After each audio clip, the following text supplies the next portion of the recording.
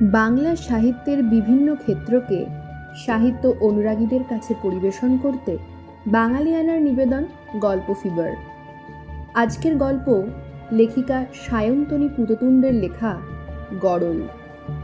গল্প পাঠে সজল বিশ্বাস, নীলিমার ভূমিকায় অঞ্জনা চৌধুরী, ভাস্কর এবং পুলিশ অফিসারের ভূমিকায় আয়ুষ মজুমদার, অরিন্দমের ভূমিকায় তুহিন শুভ্র দত্ত, আগন্তুক তথা কমলেশের ভূমিকায় কবির, গুপির ভূমিকায় সঞ্জীব গুহ, আমাদের পোস্টার এডিটিংয়ে কুন্তল ঘোষ, অডিও এডিটিংয়ে শ্রুতানু মাইতি, ভিডিও এডিটিংয়ে অভিরূপ ভট্টাচার্য, ডিজিটাল পেইন্টিংয়ে প্রিয়াঙ্কা সাঁতরা, সর্বশেষ পরিচালনায় কবির এবং চান্দ্রেই চৌধুরী।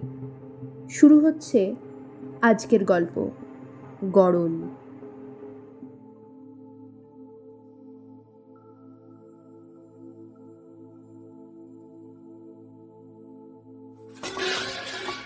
রান্নাঘরে বাসনপত্র পড়ার প্রবল শব্দ। নীলিমা শুনেও না শোনার ভান করেন। এমন কত শব্দই তো সারাদিন ধরে অবিশ্রান্ত কানের কাছে চলছে।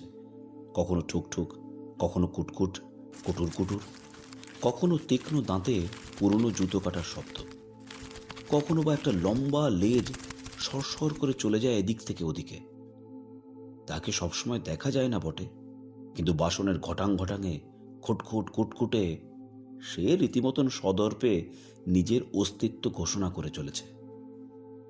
নীলিমা মাঝে মধ্যে মাঝরাতে বাথরুমে যাওয়ার পথে কখনো কখনো তাকে এক ঝলক দেখেছেন।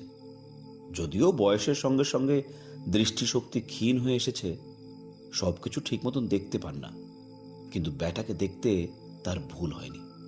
কান দুটো খাড়া খাড়া, জুলজুলে দুটো চোখ, ছুচলো মুখের পাশে খোঁচা খোঁচা গোঁফ, পায়ের শব্দ পেলেই সুরুত করে পালিয়ে যায়।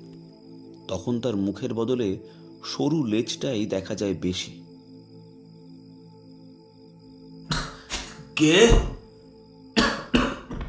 কে?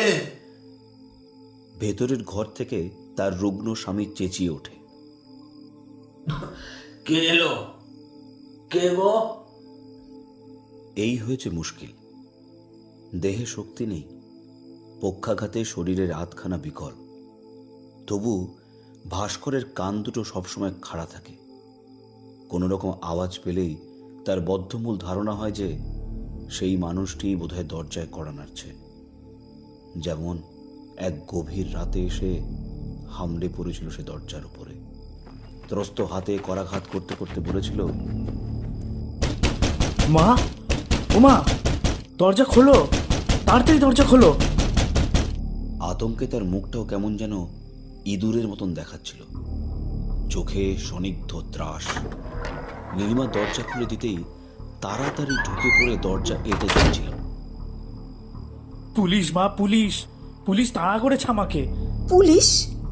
পুলিশ কেন বাবা? কি কি করেছিস তুই? হ্যাঁ? আমি আমি মা, আমি আমি জানি না মা, জানি না কেমন করে সব কেমন কেন হয়ে গেল। মেয়েটা রাতে শুনশান রাস্তায় একা হাঁটছিল মা। আমি কেন জানি না মা। বাকিটা বুঝতে অসুবিধা হয়নি। খোকা একটা মেয়েকে, কিন্তু কেন, কি জন্য? খোকা তো এমন ছিল না। চিরকালই সে ভদ্রসভ্য ছেলে বলে সমাজে পরিচিত।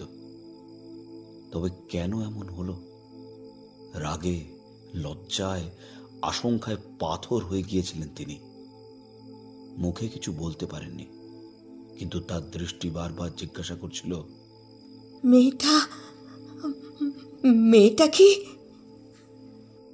খোকা আর কিছু বলেনি, বলতে পারেনি। তার কান্না জড়ানো কণ্ঠস্বর থেকে চুইয়ে পড়ছিল শুধু আতঙ্ক। মেয়েটা মরে গেছে মা, মেয়েটা মরে গেছে। আমি আমি বিশ্বাস করো মা, আমি ওকে মারতে চাইনি, আমি মারতে চাইনি, কিন্তু আমি ভয় পেয়ে গিয়েছিলাম। ও খুব চেঁচাচ্ছিল, জানো তো, ও খুব চেঁচাচ্ছিল। তাই আমি ভয় পেয়ে গলা টিপে ধরেছিলাম। আমার জেল হবে, তাই না মা? আমার জেল হবে। ওরা আমাকে ফাঁসি দিয়ে দেবে মা, ওরা আমাকে ফাঁসি দিয়ে দেবে। নীলিমার পায়ের তলার পৃথিবী থরথর করে কেঁপে উঠেছিল। যদিও সে কম্পনের বিন্দুমাত্র প্রকাশ পায়নি তার চোখে মুখে, বরং কেমন যেন পাথরের মূর্তির মতো দাঁড়িয়েছিলেন। দুর্গা প্রতিমার আনকরা মুখের মতো ভাবলেশীন হয়ে উঠেছিল তার মুখ। সে মুখে তখনও কোনো রং লাগেনি, আঁকা হয়নি চোখ, দৃষ্টিতে জমাট বোবা অন্ধকার। ভাস্কর সেদিনও ভেতরের ঘর থেকে চেঁচিয়ে বলেছিলেন, কি হয়েছে? খোকা খোকা কি বলছে? কি হয়েছে গো? কিছু না। পুলিশ এই এই বাড়ির ঠিকানা জানে? জানি না মা, কিচ্ছু জানি না আমি। তবে ওরা আমাকে ঠিক খুঁজে বের করবে, তারপরে ফাঁসি। আমি কি করব, কোথায় লুকোবো, কোথায় যাব মা? নীলিমার চোখ জলে ভরে আসে। খোকার এই অসহায় অবস্থা তিনি সহ্য করতে পারছিলেন না, যেমন সহ্য করতে পারছিলেন না তার কান্না। ছোটবেলায় খোকা কাঁদলেই সব কাজ ফেলে ছুটে আসতেন, কোলে নিয়ে আদর করে সব দুঃখ সব ব্যথা ভুলিয়ে দিতেন। এখন সে বড় হয়েছে, আর তাকে ভোলানো যায় না। নীলিমা মনে মনে কি যেন ভাবছেন, হয়তো এ সমস্যা সমাধানের উপায় খুঁজছেন। আজ হোক কাল হোক পুলিশ এ বাড়িতে এসে পৌঁছবেই, খোকার হাতে হাত কড়া পরিয়ে নিয়ে যাবে। ভাবতে ভাবতে তার মনে অন্য একটা চিন্তা উকি মারল। খোকা একটা মেয়েকে নষ্ট করেছে, তাকে খুন করেছে। এ শিক্ষা সে পেল কোথায়? এমন শিক্ষা কি তাকে দিয়েছিলেন তারা? তবে কেন সে এমন করল? ছি! নীলিমার বমি পাচ্ছিল। কোনো রকমে বাথরুমে ঢুকে গলায় আঙ্গুল দিয়ে বমি করলেন। সবে সামান্য সুস্থ বোধ করছেন, এমন সময়ে এসে জুটল আপদ। কে আবার? ইঁদুরটা হুড়মুড় করে নীলিমার পায়ের ওপর দিয়ে দৌড়ে চলে গেল। কিছুক্ষণের মধ্যেই রান্নাঘরের বাসনপত্র ঝনঝন করে উল্টে পড়ল। নীলিমা ক্ষিপ্ত হয়ে চেঁচিয়ে ওঠে, গুপি, গুপি! গোপী নীলিমাদের বিশ্বস্ত পরিচারক। দুনিয়ায় এমন কোনো কাজ নেই যা সে পারে না।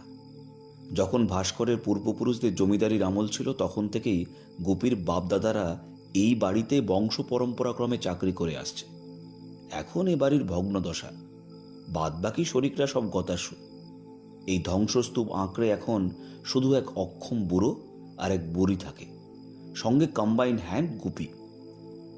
গুপির মাথার চুলগুলো সব পাকা, দেহের বাঁধুনি আঁটোসাঁটো হলেও মুখের বলিরেখা আর গলার ঝুলে পড়া চামড়া সাক্ষ্য দেয় যে সে হয়তো বয়সে নীলিমার চেয়ে অনেকটাই বড়। তবু মালকিন বলে কথা, এক ডাকেই সে ছুটে এলো। তার দিকে মরা মাছের মতো নিষ্প্রিয় চোখে তাকিয়ে বললেন তিনি, ইঁদুরের উৎপাত বড্ড বেড়েছে রে। চিলেকোঠা থেকে ইঁদুরের বিষটা নিয়ে আয় তো। আর শোন, কয়েকটা আলুর চপ ভেজে দে। আচ্ছা মা। গোপী বেরিয়ে যেতেই নীলিমা ফিরে এলেন খোকার কাছে। তার কাঁধে হাত রেখে শান্ত গলায় বললেন, ভয় পাস না খোকা, কিছু একটা ব্যবস্থা হবেই। তুই বরং খেতে আয়। ভোররাত্রি পুলিশ এসে বাড়ি সার্চ করেছিল, কিন্তু কাউকে খুঁজে পায়নি। আঙুল তুলে হুমকি দিয়েছিল, একটা রেপিস্ট মার্ডারারকে আপনারা আশ্রয় দিয়েছেন, তাকে পালিয়ে যেতে সাহায্য করেছেন। এর ফল কিন্তু ভালো হবে না। সোজাসুজি বলুন ছেলেকে কোথায় লুকিয়ে রেখেছে, নইলে কিন্তু। নীলিমা নীরব দৃষ্টি তুলে অফিসারের দিকে তাকিয়েছিলেন। পাথরের মতো কঠিন সে দৃষ্টি। অস্ফুটে বলেছিলেন, জানি না।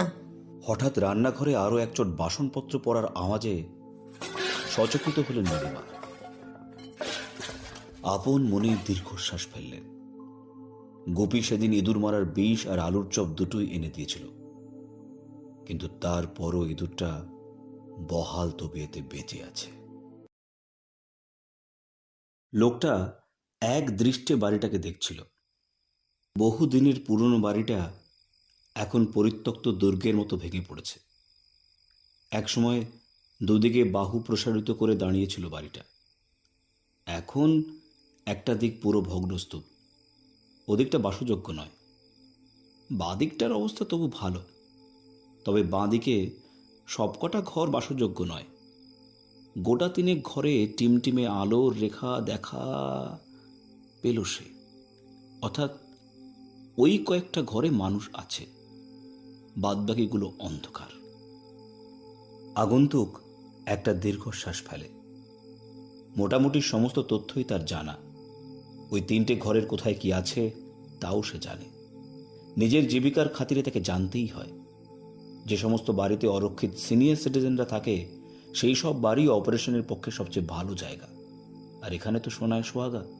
এ বাড়ির ধারে কাছে আর কোনো বাড়ি নেই, অর্থাৎ ফাঁকা মাঠ। চেঁচালেও কেউ শুনতে পাবে না। বুড়ো পঙ্গু, বুড়ির চোখে ঠিক মতো দেখতে পায় না। থাকার মধ্যে আছে একটা চাকর, তারও এখন মরার বয়স হয়েছে। ছেলে ছাড়া বুড়ো বুড়ির 3 কুলে কেউ নেই।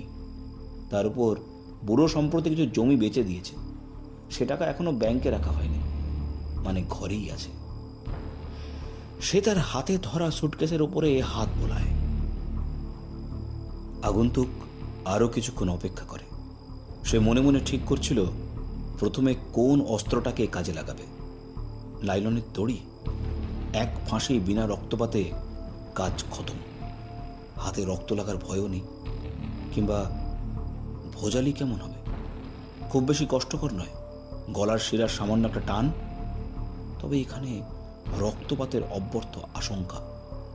গলার শিরা কাটতেই ফিনকে দিয়ে রক্ত বেরোবে। আস্তে আস্তে সে বাড়ির দিকে পা বাড়াল। ওই তো ঠিক 3টে ঘরেই আলো দেখা যাচ্ছে। ভেতরে ঘরে বুড়ো থাকে, প্যারালাইসিসে পঙ্গু। তার মুখে একটা বালিশ চেপে ধরলেই চলবে।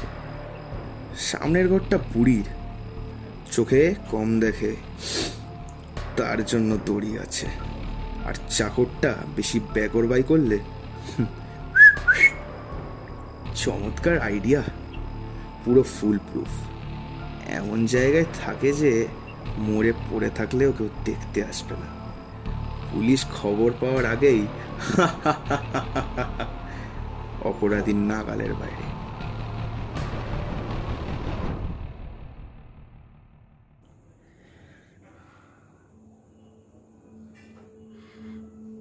সরি, আমি আমি আমি একদম হারিয়ে গেছিলাম গল্পে।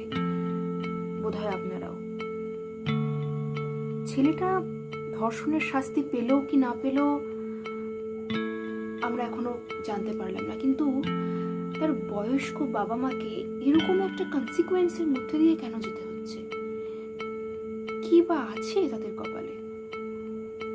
জানি না এই গরল আমাদেরকে ঠিক কোথায় নিয়ে যাবে। জানতে পারবো এর পরের পর্বে।